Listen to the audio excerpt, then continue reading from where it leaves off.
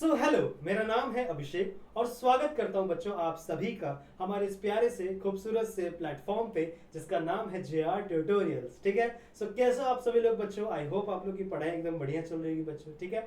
सो जैसा कि आपको पता है कि मैं 9th स्टैंडर्ड के कुछ चैप्टर्स आप लोग को सिखा रहा हूं जो कि बायोलॉजी से रिलेटेड है। सही है। मैंने शुरू किया हुआ है एक बहुत ही इंपॉर्टेंट और बहुत ही छोटा सा प्यारा सा चैप्टर, छोटा सा तो नहीं है वैसे, थोड़ा बड़ा है, बट एक बहुत ही इंपॉर्टेंट चैप्टर बच्चों जिसका नाम है life processes in living organism, जो कि है हमारा लेक्चर नंबर लेसन नंबर 15। सही है। इसके ऊपर एक लेक्चर मेरा ऑलरेडी अवेलेबल है हमारे चैनल के ऊपर, हमारे प्लेटफॉर्म के ऊपर। अगर आपने नहीं देखा है तो जरूर से देखना, हमने पहले अपलोड किया है। This is lecture number 2। सही है। तो हम लोग आगे की जितने भी लाइफ प्रोसेसेस हैं बच्चों, उनकी बात इस लेक्चर के अंदर हम लोग करेंगे। आई ट्राई कि मैं 3 लेक्चर के अंदर या 4 लेक्चर के अंदर इस पूरे लेसन को कवर करवा दूं, ताकि आपका कम से कम समय में पूरा का पूरा लेसन कवर हो जाए। समझ में आई बात? ठीक है। चलो, अगर हम लोग बात करें बच्चों, आज देखो लास्ट वाला जो लेक्चर हुआ था उसके अंदर मैंने आपको बहुत सारी चीजें पढ़ाई थी। जैसे मैंने आपको एक्सक्रीशन के बारे में थोड़ी बहुत बातें बताई थी। ठीक है। अगर नहीं बताई होंगी तो हम लोग यहाँ पे कंटिन्यू करेंगे। हम लोग ट्रांसपोर्ट के बारे में बातें की थी। सही है। ट्रांसपोर्ट के बारे में मैंने आपको बताया था कि कौन सी चीज कैसे ट्रांसपोर्ट होती है, वाटर कैसे ट्रांसपोर्ट होता है, फूड कैसे ट्रांसपोर्ट होता है, उसके बारे में हम लोग ने बातें की हुई है। सही है। अभी हम लोग बात करने जा रहे हैं बच्चों, आज इस लेक्चर में पूरा का पूरा एक्सक्रीशन खत्म करेंगे और साथ ही साथ हम लोग बात करेंगे कोऑर्डिनेशन के बारे में। Now these are 2 very important life process. अगर ये नहीं रहेंगे तो बहुत सारी चीजें खराब हो जाएंगी आपके बॉडी के अंदर। सही है। और मैंने पहले भी बताया था ना लेक्चर नंबर 1 के अंदर कि ये जो लाइफ प्रोसेसेस लिविंग ऑर्गेनिज्म की बात हो रही है वो हमारे पूरे बॉडी की हमारे पूरे बॉडी के लाइफ प्रोसेस की बात हो रही है, चाहे हम चाहे प्लांट, कोई किसी की भी बात हो। सही है। अगर इसमें से कोई भी एक लाइफ प्रोसेस ना हो बच्चों तो पूरा का पूरा साइकिल खराब हो सकता है।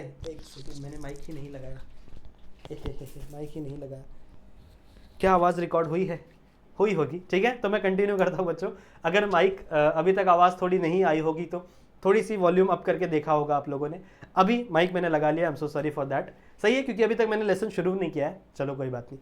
सो मैंने क्या क्या बोला अभी तक? मैंने बोला बच्चों इस लेक्चर के अंदर हम लोग बात करने वाले हैं एक्सक्रीशन की और कोऑर्डिनेशन की, because they are one of the important life processes.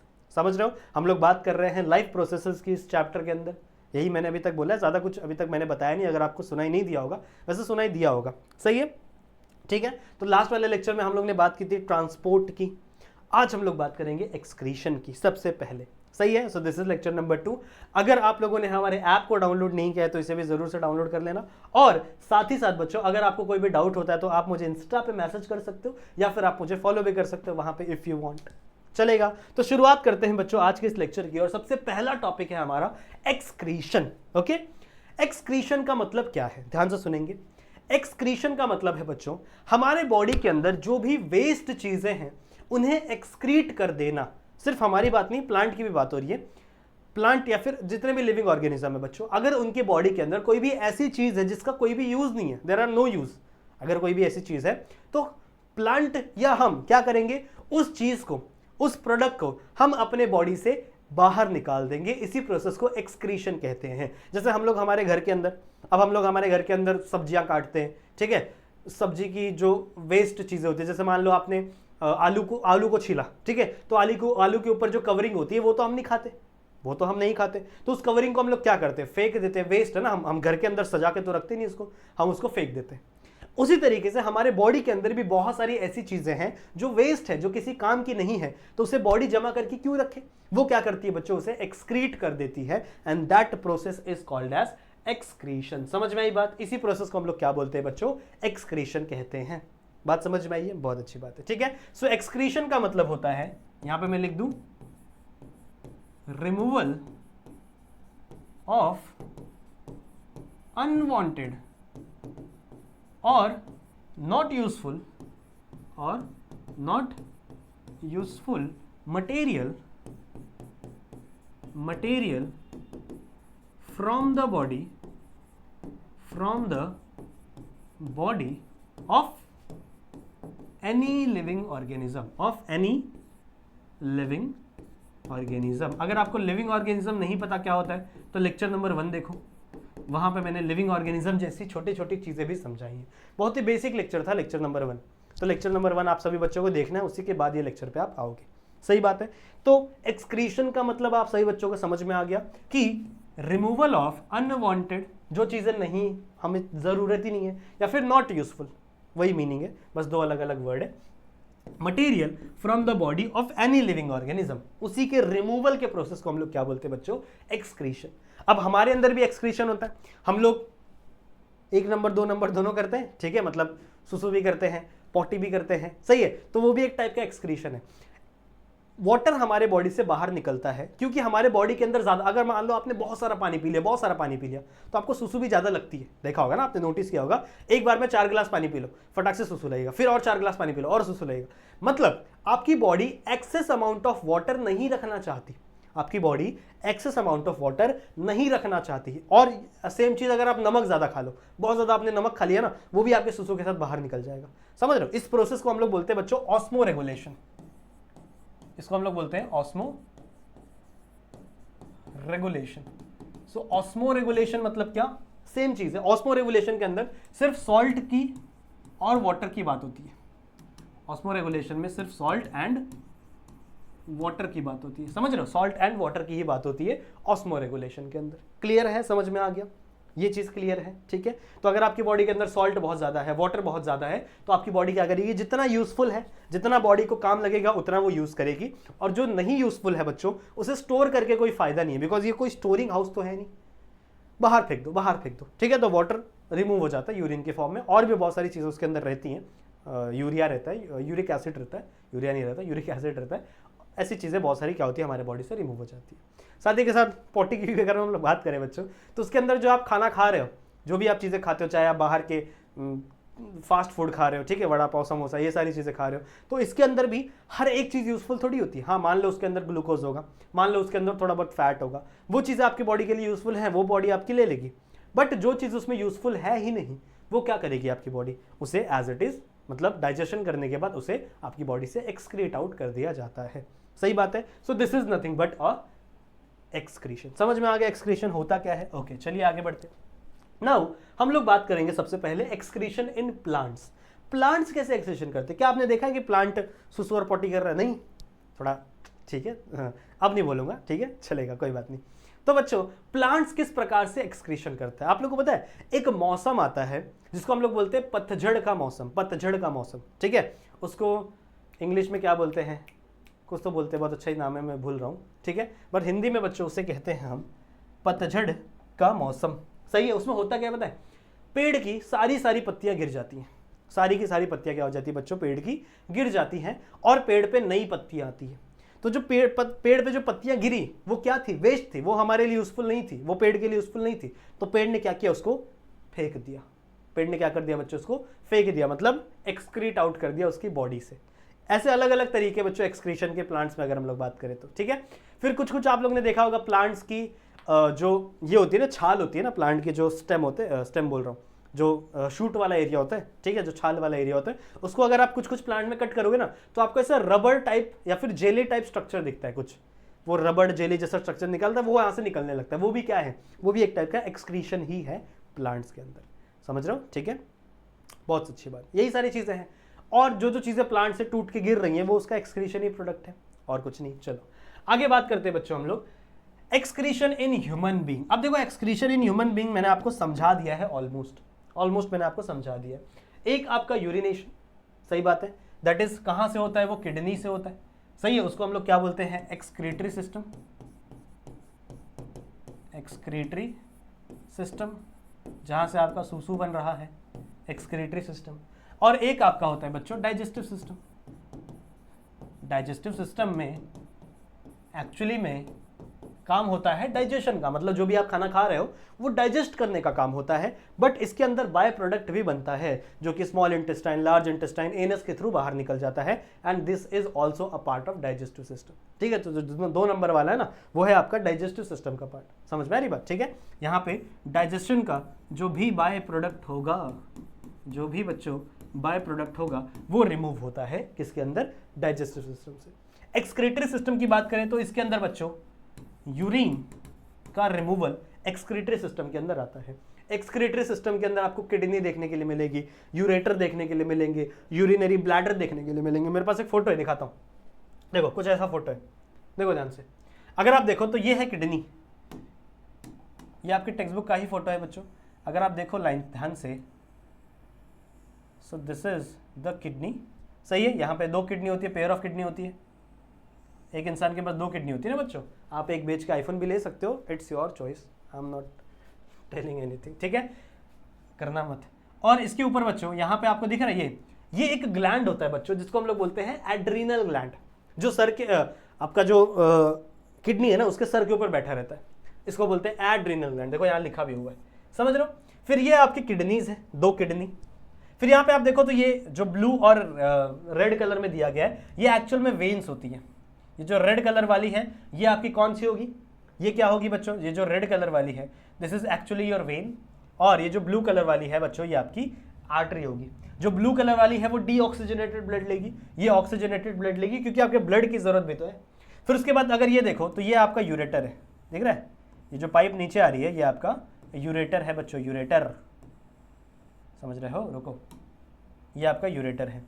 मतलब देखो एक्चुअली में यूरिन बनता है किडनी के अंदर। किडनी का काम क्या होता है पता है, ब्लड को प्यूरिफाई करना। ये जो ब्लड इसके अंदर आ रहा है ना, ये जो ब्लड इसके अंदर आ रहा है, ऑक्सीजनेटेड ब्लड, डीऑक्सीजनेटेड ब्लड, ये क्या करती है, इसको प्यूरिफाई करती है। इसके अंदर होता है बाउमन्स कैप्सूल। अगर आप नेफ्रॉन का स्ट्रक्चर देखो, आपकी बुक के अंदर दिया हुआ है एक नेफ्रॉन का स्ट्रक्चर, तो नेफ्रॉन का काम क्या होता है, ब्लड को प्यूरिफाई करना। और ब्लड के अंदर से जो भी एक्सेस अमाउंट है, जैसे मान लो पानी बहुत एक्सेस में तो उसको बाहर निकाल लो, आयंस बहुत एक्सेस में उसको बाहर निकाल लो, समझ लो, ठीक है। जो भी यूरिया है, यूरिया वाला प्रोडक्ट है, उसको बाहर निकाल लो वहां से, समझ लो। तो ये सारी चीजें, ब्लड को फिल्टर करने का काम किसका होता है बच्चों, आपके किडनीज का होता है।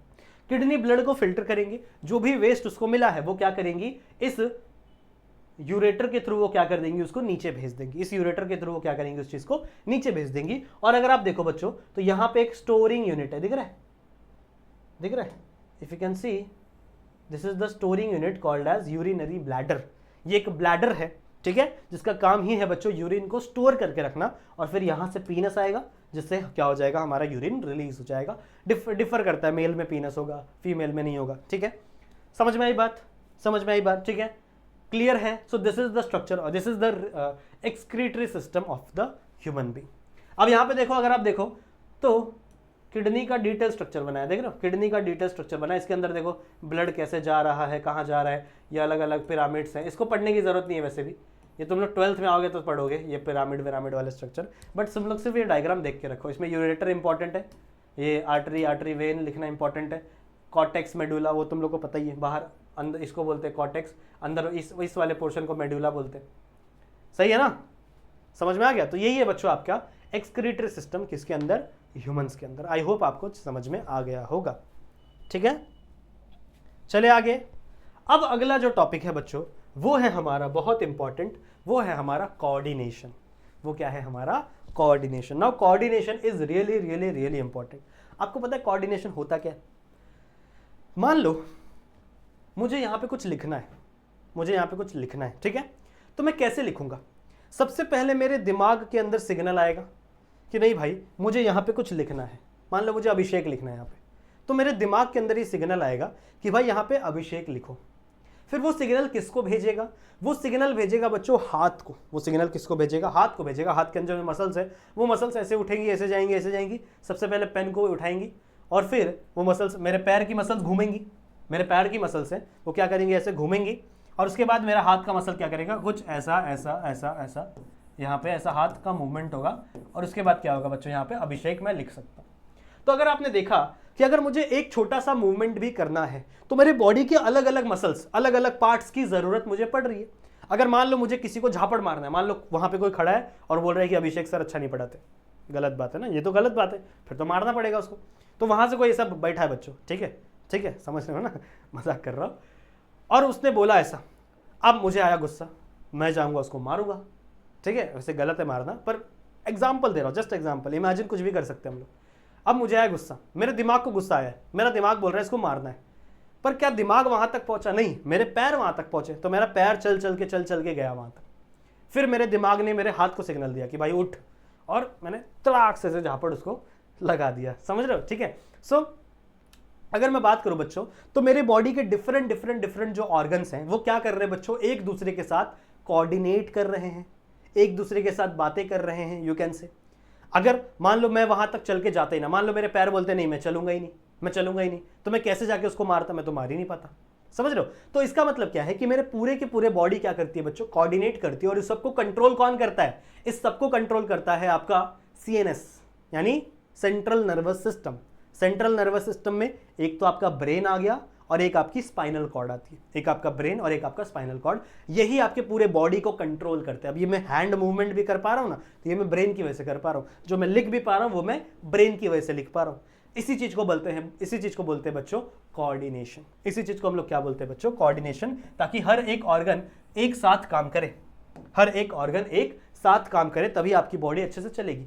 अब मान लो मुझे उसको मारना था पर मेरे पैर इस साइड भाग रहे, मेरे पैर इस साइड भाग रहे, तो क्या मैं उसको मार पाऊंगा? नहीं मार पाऊंगा भाई, वो तो हंसते रहेगा। समझ रहे हो? मान लो मुझे उसको मारना था पर मैं जाके मेरा हाथ वहां हिल ही नहीं रहा, तो मैं क्या करूंगा? मेरे दिमाग में बस बोलूंगा मार मार मार, मेरा दिमाग ही नहीं हिल रहा। समझ रहे हो? तो मतलब आपके पूरे बॉडी के जितने भी ऑर्गन्स हैं सबको एक साथ कोऑर्डिनेट करवाना बहुत ज़्यादा ज़रूरी होता है बच्चों, बहुत ज़्यादा ज़रूरी होता है। तभी आप कोऑर्डिनेशन कर पाओगे, तभी आप कोऑर्डिनेट कर पाओगे और तभी आप अच्छे से आपकी बॉडी सर्वाइव कर सकती है। ठीक है? So this is nothing but a coordination. I hope आप लोग समझ गए होंगे कि कोऑर्डिनेशन होता क्या है। मेरा काम है बच्चों सिर्फ आपको समझाना। ठीक है? मैं यहाँ पे कोई नोट्स वोट्स लिखवाने नहीं आया हूँ, मेरा काम है सिर्फ आपको समझाना। सही है? ओके, चलो आ जाओ, बात करते हैं कोऑर्डिनेशन इन प्लांट्स की। अब प्लांट्स भी कोऑर्डिनेट करते हैं, आपको पता है प्लांट्स की भी मूवमेंट होती है, प्लांट्स के अंदर भी। अगर आप मान लो, आप एक एक्सपेरिमेंट खुद से कर सकते हो। मान लो आपने एक पॉट लिया, फ्लावर पॉट, और इसके अंदर मैंने एक फ्लावर उगा दिया, ठीक है?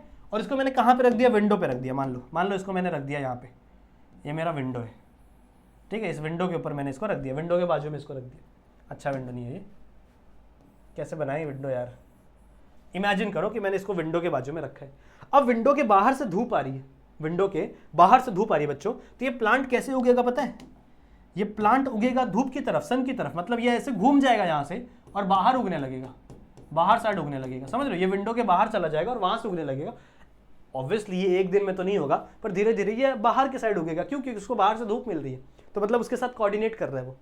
ठीक है? उसके साथ क्या कर रहा है वो? कोऑर्डिनेट कर रहा है। कुछ ऐसे प्लांट आते हैं बच्चे जिसको बोलते हैं do not touch me plant. आप लोगों ने देखा होगा, उसको हम लोग हिंदी में छुई मुई बोलते थे, छुई मुई, छुई मुई। इंग्लिश में क्या बोलते हैं? दिया है शायद आपको, शायद शायद शायद शायद दिया है, दिया है, दिया है, दिया है, दिया है, दिया है, नहीं दिया है, सॉरी बच्चों, नहीं दिया है, हाँ दिया है, दिया है। मिमोसा प्लांट, यस, उसको हम लोग बोलते हैं बच्चों मिमोसा प्लांट, मिमोसा प्लांट। इसको हिंदी में छुई मुई बोलते थे। अगर आप इसको टच करोगे ना तो ये अपने पूरे से लीव्स को बंद कर लेती है। आपने देखा है पता नहीं, पर मैंने बहुत देखा है। मेरे बचपन में हम लोग बहुत जंगल में घूमते रहते थे, बहुत दोस्त लोग थे हम लोग। ठीक है? तो मिमोसा प्लांट जिसको टच करो ऐसे फटाक से ये हो जाती है, उसको बोलते हैं do not touch me plant. समझ रहे हो?